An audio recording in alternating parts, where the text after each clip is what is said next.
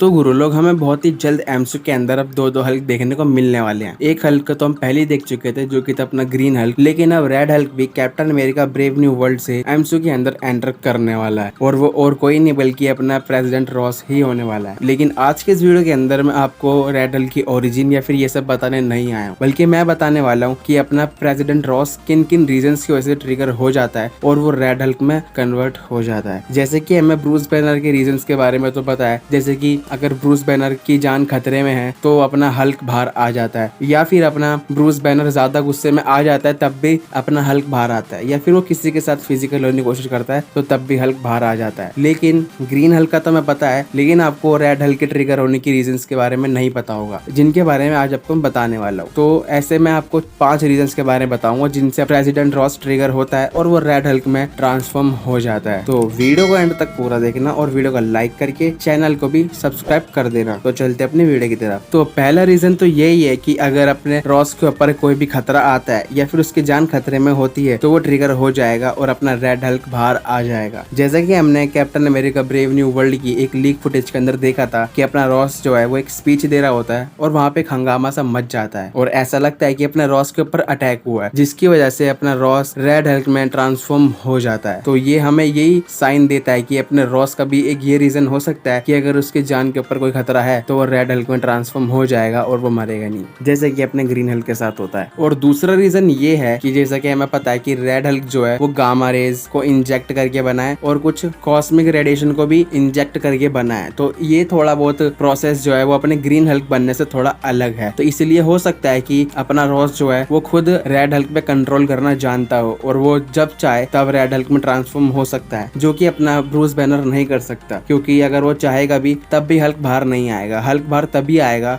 जब उसकी जान पे खतरा होगा या तो वो गुस्से में होगा। वो अपनी मर्जी से कभी हल्क नहीं बन सकता। लेकिन अपने रॉस के पास ये एडवांटेज हो सकती है कि वो जब चाहे तब रेड हल्क बन सकता है, क्योंकि उसने गामा रेस के साथ साथ कॉस्मिक रेडिएशन भी अपने अंदर इंजेक्ट कर रखी है। तो हो सकता है कि उसके पास ये एक एक्स्ट्रा एबिलिटी आ गई हो। और तीसरा रीजन है मूवी के अंदर ये देखने को मिल सकता है कि जो अपना रेड हल्क है वो खुद से बाहर नहीं आता हो और ना ही वो रॉस के जरिए बाहर आता हो, बल्कि उसे लीडर कंट्रोल कर रहा हो, क्योंकि लीडर भी इस मूवी के अंदर है और वो इस मूवी का मेन विलन होने वाला है। और लीडर की पावर ही यही है किसी का माइंड कंट्रोल करना, किसी का माइंड मैनिपुलेट करना। इसीलिए ये भी रीजन हो सकता है कि मूवी के अंदर रेड हल्क ना खुद से बाहर आ रहा हो ना ही उसे रॉस बाहर ला रहा हो, बल्कि रेड हल्क को पूरी तरह से लीडर कंट्रोल कर रहा हो। और ये मूवी में थोड़ा बहुत सेंस भी बनाएगा, क्योंकि रेड हल्क इस मूवी का विलन नहीं, असली विलन है लीडर, और लीडर बहुत ही खतरनाक विलन है। और चौथा रीजन ये हो सकता है कि अपना रॉस रेड हल्क को ना कंट्रोल कर रहा हो, बल्कि रेड हल्क ही रॉस को कंट्रोल कर रहा हो। मतलब जब रेड हल्क चाहेगा वो तब रॉस की बॉडी के ऊपर अपना कंट्रोल ले लेगा और बाहर आ जाएगा। और ये भी पॉसिबल है क्योंकि